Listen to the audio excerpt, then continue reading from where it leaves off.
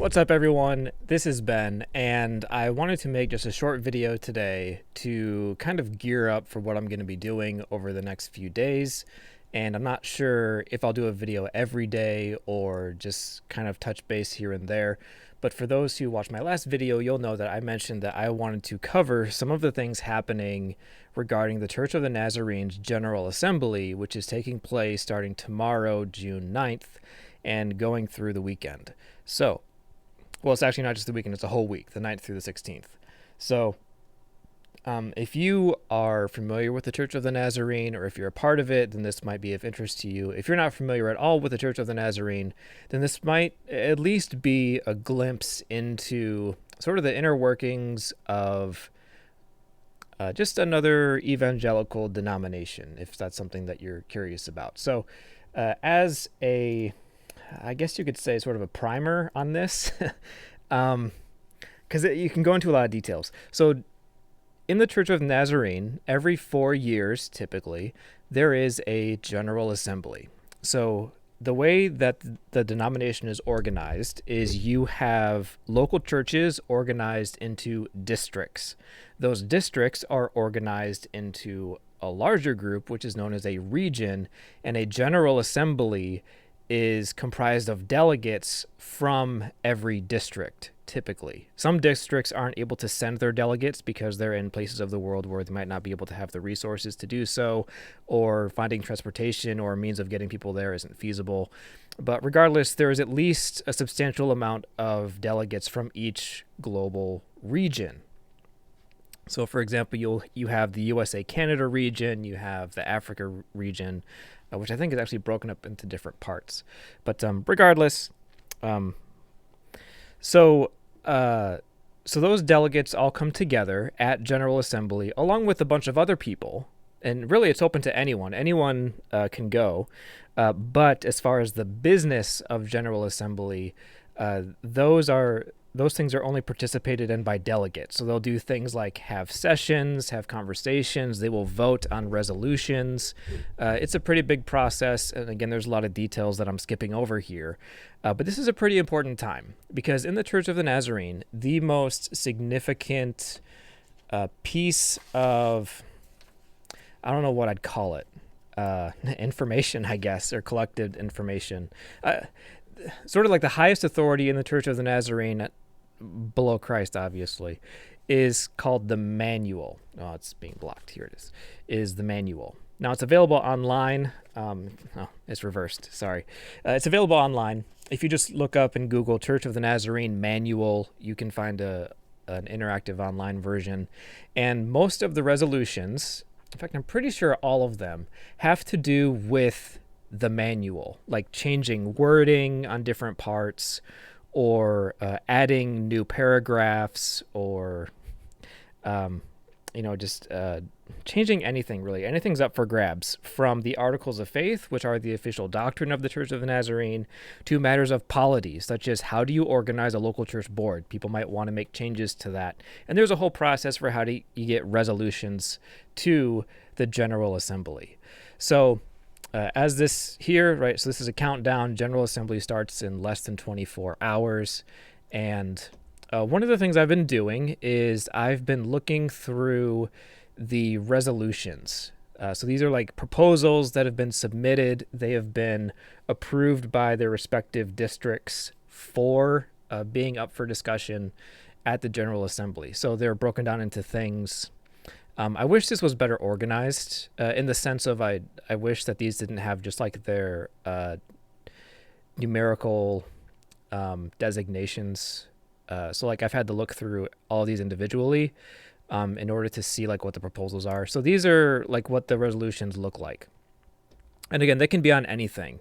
So this one is related to paragraph 23 of the manual. So, and there have been some in here that are pretty basic. So, for example, there is one, which one is it? I think it's 708.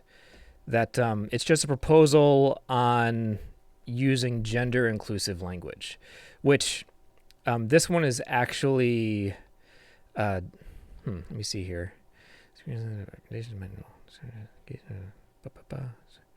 Okay, so this is just one that's up for conversation because according to the manual, this is the third quadrennia for this particular paragraph, and so it has to be up for discussion.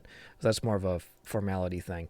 But there are some resolutions here that are going to be interesting to follow, and I'm not going to go through all of them, but one of them that I thought was interesting was this one that was submitted by the Southwest Indiana District relating to manual paragraphs 23, 107, and 704. Now, I fully recognize that there are some people watching this video right now, and this is going totally over your head because you're not familiar with the Church of the Nazarene, and I do apologize for that.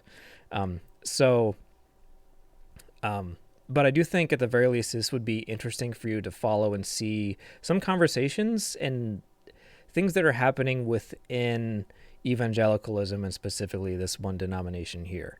So this resolution is proposing a change to the paragraphs in the manual related to membership in the Church of the Nazarene. So in the Church of the Nazarene, you're not a member just because you attend one of the churches. There's like a formal process for becoming a member of the Church of the Nazarene. So this one is interesting because it's proposing an addition to these paragraphs that essentially require baptism in order to be a member, which was not in the manual before. The only thing that was required to be a member is after having declared their experience of salvation. So basically right here, their belief in our doctrines and their willingness to submit to our government, according to paragraphs 100 to 107. But this resolution is proposing adding experienced Christian baptism, and then having declared their experience. Also, this one too, local church membership, paragraph 107, publicly received after having experienced Christian baptism. And then another change to the reception of church members. It is expected that prospective members have been baptized and have professed the Christian faith. So the way that these paragraphs are now, they leave out the necessity of baptism as a requirement for membership in the Church of the Nazarene. So this resolution, it caught me by surprise when I saw it because there's a pretty large contingency in the Church of the Nazarene that is more, far more like low church evangelical, especially in their view of the sacraments. So there is a pretty vocal group that doesn't see baptism as necessary for anything, or in sort of communion as well. A pretty low view of the sacraments. So for example, I think I mentioned this in one of my videos. I heard one of the general superintendents, which is the highest office in the Church of the Nazarene, talk about his experience leading one of the most prominent churches in America. He was the pastor of that church at the time, like the lead pastor. And during one of the Easter services, he had a baptism, and he was so moved by the response that he decided to be baptized himself. Now, at the time, he was an ordained minister, and it just blew me away that apparently you could be an ordained minister in the Church of Nazarene and not even be baptized yourself. So that's just sort of painting the picture of how baptism in particular has been viewed by this denomination throughout the years. And so that's why this particular resolution surprised me. There is a group in the Church of the Nazarene that tends to be more emphatic about the use of sacraments and about incorporating them and having a much higher view of the sacraments.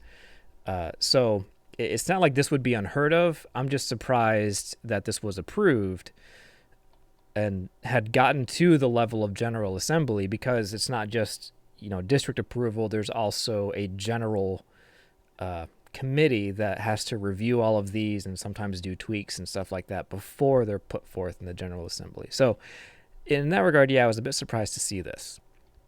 And I believe there's another one. I'm not sure exactly which one. Oh, I closed that page. It might be 702. So there's a few of these that I'm keeping my eye on. This one too. So there's a resolution to add that capital punishment be treated as being against the sanctity of human life, and even adding yeah, adding a whole paragraph. So adding a new paragraph 30.5, basically, rejecting capital punishment as, which I find this interesting, given the Nuremberg trials, which concluded with capital punishment. And so, and some of these, like I might go through and I might do a separate video just sort of exploring these and giving my own thoughts. But these are just some examples of some resolutions that are up for discussion. And again, some of them are more mundane than others. A lot of these, like there were several resolutions. I don't think it was here. I think it was in a different group. But there were some resolutions that all they wanted to do was add feminine pronouns to some of the paragraphs that only used like he and him, and they wanted to have he/her, his/hers, like stuff like that. Again, fairly mundane. But there's some other ones in here that are a bit more prominent. So I'm going to be keeping an eye on those as the General Assembly unfolds. And if you take a look at the schedule here, well, this one actually isn't correct, really. So it says that so where these resolutions are going to be voted on and discussed are going to be at the General Assembly committees and plenaries. So that's what this is here. The problem is this shows that it's taking place Friday, June 9th, which is tomorrow, but that's actually not true. That's not starting until Saturday. So for example, it says here Saturday, June 10th, 8 a.m., General Assembly caucuses and committees begin. So that's not starting tomorrow. The only thing happening tomorrow are Nazarene Education Conference, Nazarene Missions International Session, workshops, Nazarene Discipleship International, Nazarene Youth International. Yeah, the Church of Nazarene has a ton of acronyms. It's like its own separate language, like GNEC. That's a new one, actually. I've forgotten what that means. General Nazarene Education Conference, I think. NMI is Nazarene Missions International, NDI Nazarene Discipleship International, NYI Nazarene Youth International. So the really big things to keep an eye on this General Assembly that's going to affect at least the next 4 years of the denomination and sort of unpacking theologically going forward how things are going to look is going to be the caucuses and the committees for the General Assembly. So I'm going to be keeping an eye on these. I'm going to be following this throughout the day. Throughout all the days that this is happening. I'm going to try to catch up on all of the resolutions to get a feel for what all is going on. A lot of judicial changes. That'll be fun to look through all those.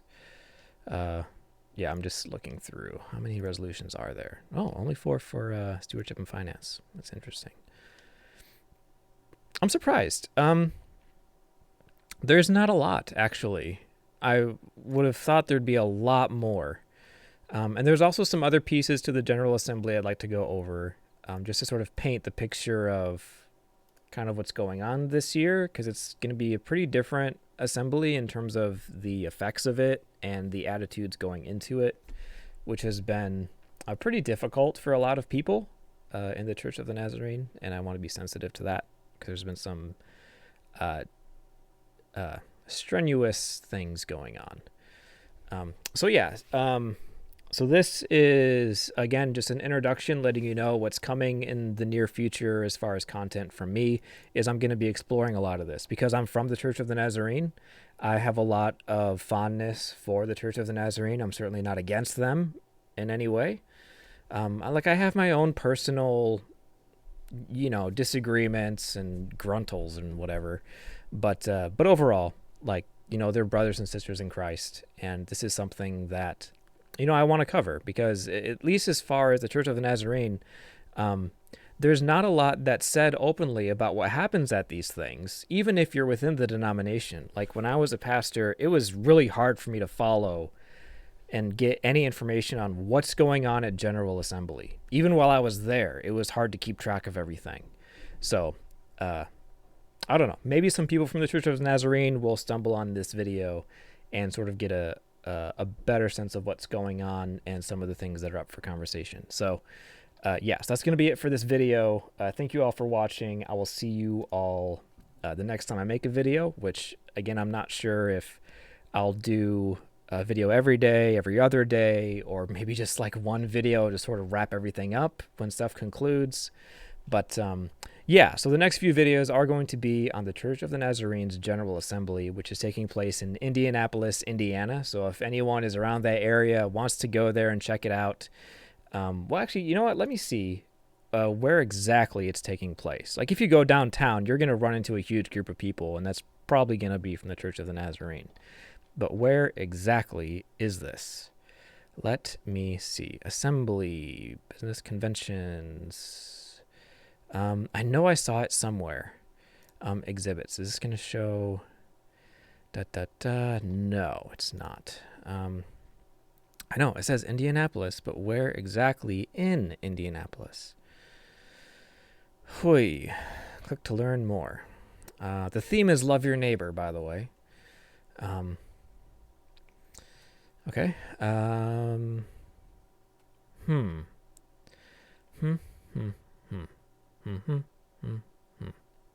When? Okay, 9th to the... Hold up. This says 9 to the 14th. But the main page says 9th to the 16th right here. And the schedule shows the 7th to the 15th. So I guess 9th through the 14th is where most of the business takes place. But then this one, yeah, this detailed schedule shows that it started yesterday. Again, like not the business, but it started yesterday, and it's going, yeah, to the end of Thursday, which is the 15th. So whatever. Geez, I feel really bad. Okay, well, here we go. Housing. That'll show something. Housing blocks. Oh, here we go. Indiana. Okay, so it's going to take place at the Indiana Convention Center. Oh, the Indiana Convention Center. So if anyone's around the area, you want to check out the General Assembly. I mean, there's the address, right? 200 South Capitol Avenue, Indianapolis, Indiana, 46225. So yeah, if you want to check it out, I mean, you know, there's a lot of stuff there. There's exhibits. There's other stuff. You could probably just go in, register right there in person, I guess. I don't know, and just check stuff out, whatever. Or they might kick you out. Who knows? But yeah, so okay, so that's going to do it for this one. I will see you all next time. And yeah, this should be interesting to follow. If you are a part of the Church of the Nazarene, leave a comment down below. I'd be interested to see if you're going to follow me following this. I'd like to hear your feedback as well. Or if you're from the Church of the Nazarene, or if you know someone who's Nazarene, or if you have no idea what the Church of the Nazarene is and you don't care, feel free to leave a comment. Yeah, so anyways, that being said, take care, guys, and God bless.